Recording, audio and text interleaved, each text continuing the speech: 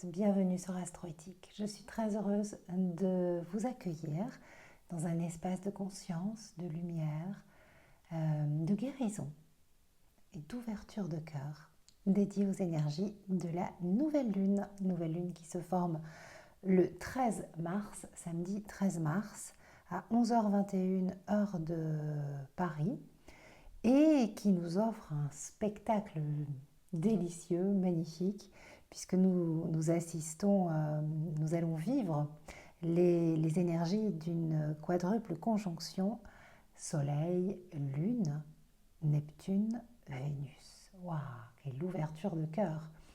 Waouh, ça vibre haut dans le signe du Poisson, dans le signe de Vénus et de Neptune. Vénus est une Aphrodite exaltée dans le signe des Poissons. Neptune conjoint à Vénus est complètement, voilà, les deux sont reliés. Il y a quelque chose de très poétique, de profondément magique et de profondément guérisseur et transformateur avec ces énergies, parce qu'en plus, cette quadruple conjonction se place au sextile de Pluton.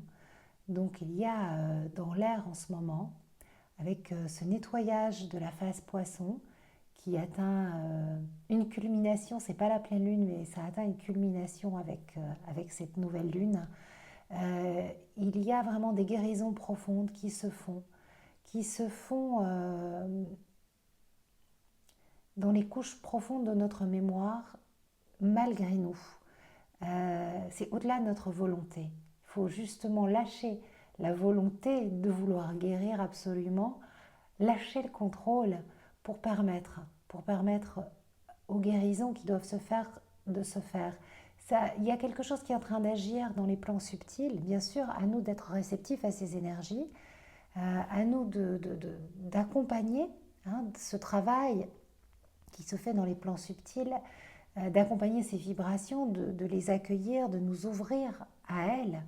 Mais c'est au-delà de nous, c'est au-delà de notre volonté, c'est au-delà de notre vouloir. Ça se fait.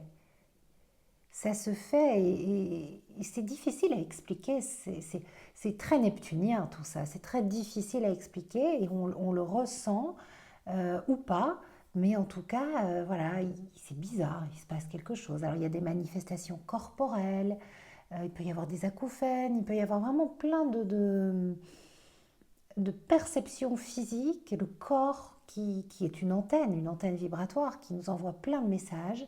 Mais tout ça, c'est pour une guérison. Alors, de quelle guérison? De quelle guérison s'agit-il? Elles sont multiples, hein. Mais moi j'ai envie de dire la guérison de nos blessures d'âme. La guérison de nos blessures d'âme, tout simplement. Ça passe par là. Ça commence par là. Nos blessures d'âme, elles nous définissent dans notre individualité, dans notre identité, dans la croyance que nous avons de notre identité. Elles nous définissent dans notre passage sur Terre. Notre âme choisit de s'incarner au travers de ces blessures pour peaufiner cette œuvre divine, qui est une œuvre de transformation pour retrouver le chemin de l'unité, euh, pour, euh, pour vibrer dans une énergie très cristalline, très subtile.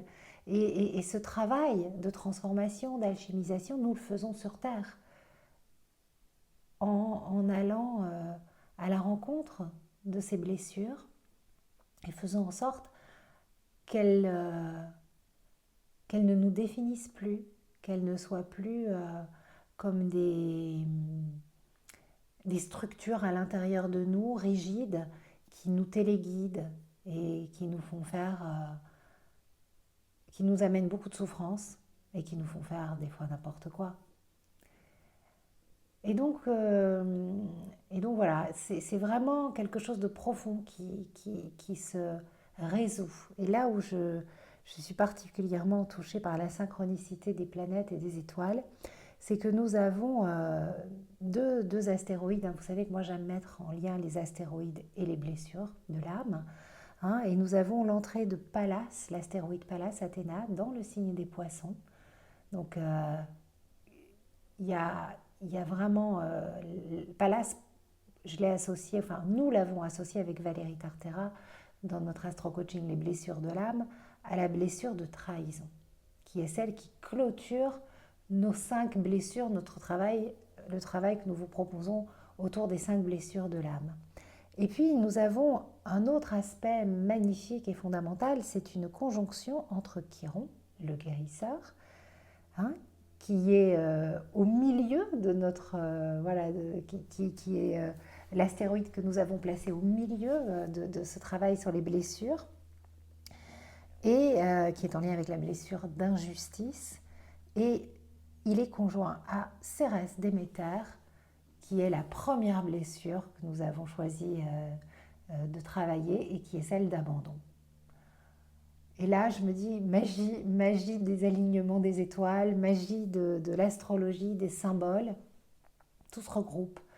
Une boucle est bouclée et nous avons la possibilité, en ce moment, vraiment, de guérir profondément ces 3 blessures. La blessure d'injustice, la blessure d'abandon. Alors la blessure d'abandon, la blessure d'injustice, la blessure de trahison. Ça ne veut pas dire que les autres, on les laisse de côté, hein, c'est pas le but, mais elles sont, pour moi, voilà, on commence avec la blessure d'abandon, c'est la base, hein, parce que c'est en lien avec notre survie. Au milieu, il y a la blessure d'injustice, qui vient un petit peu comme euh, voilà, qui vient un petit peu réguler en fait le travail sur les 5 blessures. Et on clôture avec la blessure de trahison qui est de toute façon relie les 5 blessures. Parce que si on est abandonné, c'est une trahison. Si on est rejeté, c'est une trahison. L'injustice en soi, ben, de toute façon, voilà, il y a une trahison. De toute façon, à partir du moment, la blessure de trahison, c'est une attente déçue et forcément, ben, je suis trahie. Alors pourquoi Pallas? Pourquoi Athéna pour la blessure de trahison? Alors que j'aurais pu choisir celle qui est trahie, Junon. Parce que Junon, on l'a traité dans une autre blessure et on est plus allé sur un autre domaine. Et là, c'était vraiment l'énergie contrôlante, en fait, d'Athéna, qui a besoin finalement, qui va naître. Hein, la mythologie d'Athéna, Athéna, l'astéroïde Pallas, hein, nous montre bien que euh, elle naît adulte, elle sort de la tête de son père, donc elle est très cartésienne. Hein, c'est l'esprit d'intelligence tout en finesse et tout en sa subtilité, dans sa vibration cristalline, mais dans sa vibration dense, il y a une forte structure rigide. Et ce fameux masque du contrôlant tel que le décrit Lise Bourbeau, hein, dans la blessure de trahison, qui est la conséquence finalement de cette blessure. Et Athéna, elle peut nous emmener dans des postures de rigidité, où on est coupé du cœur, on est coupé du corps, on n'est que dans la tête, geler ses émotions pour ne rien ressentir. S'identifier à l'énergie de Zeus, de Jupiter, du Père, se couper complètement finalement du corps, de la chair, de Métis, de la mer. La blessure d'Athéna, c'est une blessure d'abandon à la base, puisqu'elle est abandonnée, enfin, elle n'a pas de mère, elle est la fille du Père. Hein, et les structures, les thèmes où un palace est très fort, c'est souvent des filles qui s'identifient à l'énergie du masculin ou à l'énergie du père, avec cette volonté jupitérienne, cette illusion jupitérienne, hein, de pénétrer le monde, hein, j'utilise le mot haïtien, pénétrer le monde avec une énergie de force en disant voilà, je m'identifie à la loi du plus fort, comme ça je m'en sortirai. Solution gagnante de survie. Donc on est vraiment dans des vieux schémas patriarcaux. Et en ce moment, qu'est-ce que nous vivons? La fin d'une façon de fonctionner et d'agir et de pénétrer le monde jupitérienne, patriarcale, par le pouvoir de Zeus, que ma volonté soit faite. Non, non, non, ça c'est terminé. Aujourd'hui, cette crise, cet effondrement de valeurs que nous vivons, ce carré entre Saturne, l'ancien, Uranus, le nouveau, nous invite à nous reconnecter au cœur, à nous reconnecter à Gaïa, à la mer, à guérir profondément cette blessure d'abandon, à quitter la tête et à descendre dans le corps, à relier le corps, le cœur et la tête. Athéna, dans sa vibration cristalline, c'est l'intelligence subtile, elle fait appel à sa capacité d'analyse. Euh, c'est la déesse de la stratégie, guerrière pour la paix. Pour la paix. C'est mettre son intelligence au service du cœur, mais ça ne peut se faire que si on rejoint cette énergie du cœur. Et voilà qu'Athéna rentre dans le signe des poissons. Le grand bain d'amour cosmique, guérisseur, universel, le retour à la matrice. Alors elle retrouve Jupiter aussi quelque part dans le signe des poissons, puisque traditionnellement, le signe des poissons est maîtrisé par Jupiter. Mais c'est un Jupiter bienveillant, un Jupiter féminisé, un Jupiter qui est au contact de Vénus, qui a ouvert son cœur, qui est bienveillant. C'est pas Jupiter, je veux, je décide, j'ordonne et ça se passera comme je l'ai décidé. Hein, et puis on attribue aussi Neptune à l'énergie des poissons. Hein. Neptune, quand on voit le glyphe de Neptune, c'est trois petites antennes comme ça qui sont dirigées vers le ciel, avec une croix quand même d'ancrage dans la matière, parce que Neptune, souvent on dit voilà, c'est très perché, c'est très là-haut, oui, mais en fait, non, hein, il capte les ondes divines, mais c'est pour les ancrer dans la matière. Et, euh, et, et c'est vraiment de ça dont nous parle cette énergie de Pallas. Alors, j'étais très amusée parce que j'ai voulu tirer une carte du tarot de Marseille pour voir un petit peu voilà, ce que le tarot pouvait nous dire par rapport à ces énergies. Et j'étais très branchée sur la quadruple conjonction Soleil, Lune, Neptune, Vénus. Je m'attendais à sortir l'étoile, enfin un truc très éthéré, alors que l'étoile n'est pas éthérée, mais voilà, j'étais partie quoi. Et puis boum, regardez, la force. Je me dis, mais qu'est-ce que c'est que ça alors? Je dis, la force. Et puis je me dis, mais Sandrine, mais bien sûr, Pallas, Athéna, euh, cette maîtrise, c'est la force, et elle nous parle, hein. Si vous regardez la lame, vous voyez les petites antennes là? Alors il y en a plus que sur le trident de Neptune, mais c'est les antennes. Voilà, connexion au ciel. Là, son chapeau en forme de 8 qui nous parle voilà, de cette connexion à l'infini. Et puis ici, ses orteils. Alors on a 6. 6 qui est en lien avec l'amoureux. Hein, donc le cœur, l'ancrage à la terre. 6 pour augmenter l'ancrage et la prise de terre. Et c'est vraiment l'énergie à la fois de Neptune, à la fois d'Athéna. Enfin, c'est les énergies de cette nouvelle lune.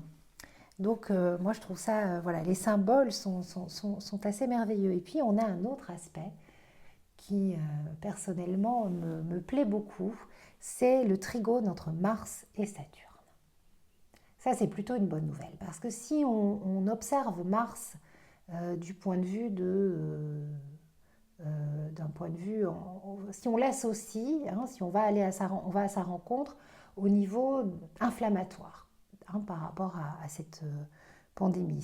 Mars est le déclencheur et à chaque fois qu'il était dans des aspects de dissonance, on avait quand même des pics inflammatoires et on s'en sortait pas et c'était le retour de cette fameuse maladie que je nomme pas, mais on sait de quoi je parle. J'ai plus envie de dire le nom, en fait, j'ai décidé de le supprimer de mon vocabulaire, parce que, voilà. Mais bon, là, je fais une petite aparté, histoire de donner quand même des petites perspectives.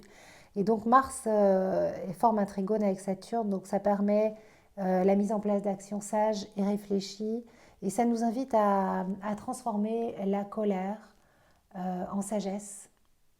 Donc c'est toutes nos blessures, hein, parce que voilà, il y a de la colère dans la blessure d'abandon, dans la blessure d'injustice, dans la blessure de trahison. Hein, transformer ça en sagesse et en maîtrise. Et puis surtout, voilà, il y a quelque chose qui s'apaise, hein. Il y a quelque chose de l'ordre de l'inflammation qui s'apaise. Ça y est, on va vers un mieux. Alors, j'ai pas dit que c'était complètement terminé, vous le savez. J'ai fait un audio que je vous invite à réécouter. C'est voilà, c'est une crise profonde, une transformation profonde, et on va vivre des épisodes de transmutation réguliers. Là, on est en plein Kalasarpa Yoga. Donc, c'est une configuration en astrologie védique où toutes les planètes sont confinées entre le nœud nord et le nœud sud, ce qui fait que notre pouvoir euh, personnel est un petit peu entre les mains d'un pouvoir extérieur. On n'a pas vraiment notre libre arbitre. Voilà ce que nous enseigne, on va dire, la tradition védique. Mais c'est aussi le temps du serpent, hein. Cette figure s'appelle le temps du serpent, donc traditionnellement le temps de la mue, et c'est la possibilité de transmuter, d'onduler, d'ondoyer. Enfin, moi je vois les serpents de la caducée, hein, voilà, qui s'articulent, hein, autour de cet axe, et c'est l'énergie de la Kundalini qui remonte à l'intérieur de nous. Cette énergie, on la retrouve aussi dans la carte, hein, ici au travers du corset, et elle remonte jusqu'au chakra de la gorge pour dire les choses, les libérer. Enfin, il y a en ce moment, là, jusqu'à l'entrée du soleil dans le signe du bélier, pardon, donc la fête d'Ostara, le nouvel an zodiacal, eh bien, on est dans ce Kalasarpa Yoga, dans ce temps de mue, ce temps du serpent. Alors, je vous invite à faire la danse du ventre. Voilà, on va danser, on va ondoyer, enfin, libérer quelque chose. Il y a quelque chose qui se libère et une énergie, hein, on appelle cette pleine lune la pleine lune de sève, hein, en lien avec la sève qui remonte dans les arbres. Hein, c'est le moment de faire des cures, la cure de sève de bouleau. Hein, je vous en parle avec, c'est Alexandra qui vous propose de boire de l'eau de l'âme, hein, en faisant une cure de sève de bouleau. C'est maintenant. Hein, Alexandra de la Maison des Jus à Aix-en-Provence, qui a écrit dans le Moon Journal, voilà, à chaque entrée du soleil dans un signe, donc en lien avec notre vitalité, elle nous propose des petites recettes. Et là, elle nous propose de nous abreuver à cette sève de bouleau et de boire cette sève comme une eau de l'âme, qui est revitalisante, reminéralisante. Enfin bon, voilà, c'est assez magique de vivre tout ça. Et écoutez, voilà ce que je pense que je, je crois que je vous ai tout dit. C'est un peu plus court que d'habitude, mais voilà, voilà, un nettoyage profond s'opère. Accueillons tout ce qui se passe comme énergie. Voilà, on parle beaucoup de changement, de changement. Et en fait, c'est plus un ajustement. Un ajustement au niveau corporel, au niveau de notre posture, de trouver cette posture juste, au niveau de nos actions, au niveau de petites choses que nous allons mettre en place pour notre bien-être, pour notre santé, qui va faire que notre corps va être une antenne réceptive à toutes ces énergies de guérison profonde. Voilà. Continuons de nous délester de tout ce qui nous encombre. Voilà, désencombrons-nous. Voilà, c'est le moment, hein, de toute façon. Hein. C'est le grand nettoyage, la grande lessive des poissons avant l'entrée du soleil dans le signe du bélier, dans le signe du bélier, qui a lieu le 20 mars cette année. Et qui sera donc le moment où le Kalasarpa Yoga se défera et où on aura vraiment tout d'un coup cette sensation que ça y est, les choses se remettent en mouvement. On va vraiment sentir, il y aura des perspectives. Et puis Mars va continuer de former des aspects positifs et intéressants. Mars est dans le signe des Gémeaux. Donc Mars, il est en lien avec notre vitalité en ce moment, notre énergie créative. Hein. Et si tout semble encore un tout petit peu figé et en attente, ben, il y a quelque chose en préparation et on va vivre l'ouverture de la saison printanière comme une véritable floraison, une explosion de joie, quelque chose qui va vraiment permettre à notre créativité de jaillir et de s'exprimer. Et pour ça, c'est indispensable de sortir de sortir du contrôle. Parce que le contrôle rigidifie tout et nous empêche d'atteindre, d'exprimer notre intelligence créative. Et Pallas Athéna, c'est l'intelligence créative par excellence, dans le signe des poissons, mais elle a accès à l'énergie de ce signe qui est vaste, à une créativité incroyable. C'est une source d'inspiration dingue, ce temps du poisson. Hein. Donc la vibration du poisson pour la déesse Pallas, pour Athéna, voilà, ça nous apporte quand même, voilà, ça vient vibrer ouais, quelque chose de très poétique, de très subtil, et ça vient profondément stimuler notre créativité pour nous permettre d'offrir de jolies choses au monde. Qu'avons-nous de beau à offrir au monde? Nous pouvons réfléchir à cela et puis on va pouvoir le partager à partir de l'entrée du soleil, dans le signe du bélier. Voilà, voilà. Alors, donc l'astro-coaching blessure de l'âme est en ligne, enfin le dernier, hein, celui sur la blessure de trahison. Et puis donc du coup, comme on a clôturé les 5, je fais, si vous n'avez jamais testé, on va faire une petite offre avec Sylvia, on va mettre en place une offre pour que vous puissiez rencontrer les 5 blessures. Donc on va faire un pack, un pack blessure de l'âme. Les 5 blessures et une offerte, je pense, quelque chose comme ça. Et puis sinon, tadam, il est arrivé. Je suis trop contente. Il est super beau.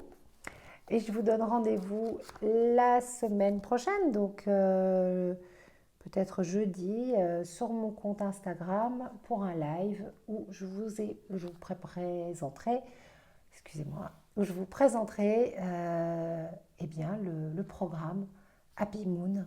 Voilà, vivre en harmonie avec la Lune. Merci pour votre confiance. Vraiment, ça me touche beaucoup parce que vous êtes nombreuses et nombreux à adhérer à l'aventure. Et sachez qu'on va la vivre ensemble sur un canal sur Telegram. Donc, je vous en parlerai bien sûr dans le live sur Instagram. Si vous n'avez pas Instagram, ne vous inquiétez pas. Sylviane vous enverra, vous allez déjà recevoir vos commandes. Et puis, vous recevrez par mail, toutes les personnes qui ont fait la commande recevront le lien du canal sur Telegram où on pourra vivre cette aventure ensemble. Voilà, écoutez, je vous ai tout dit. Je vous souhaite une belle ouverture de cœur, de merveilleuses guérisons, transcendez vos blessures d'âme et surtout, ne vous coupez pas de l'amour. Voilà. Gardez le cœur bien bien ouvert. Ne vous coupez pas de l'amour. Si vous vous coupez de l'amour, vous vous coupez du cœur, vous vous coupez de la tête. Vous vous coupez la tête, oui, quelque part. Vous vous coupez du corps, du cœur, de la terre. Vous vous coupez de vous-même, de ce qui fait l'essence de la vie. Et en fait, vous êtes dans la survie, dans la loi du plus fort, dans l'illusion qu'il faut se battre et vous restez sur une tour de contrôle en permanence. La vie, c'est pas ça. La vie, c'est pas ça. Il faut descendre de la tour de contrôle,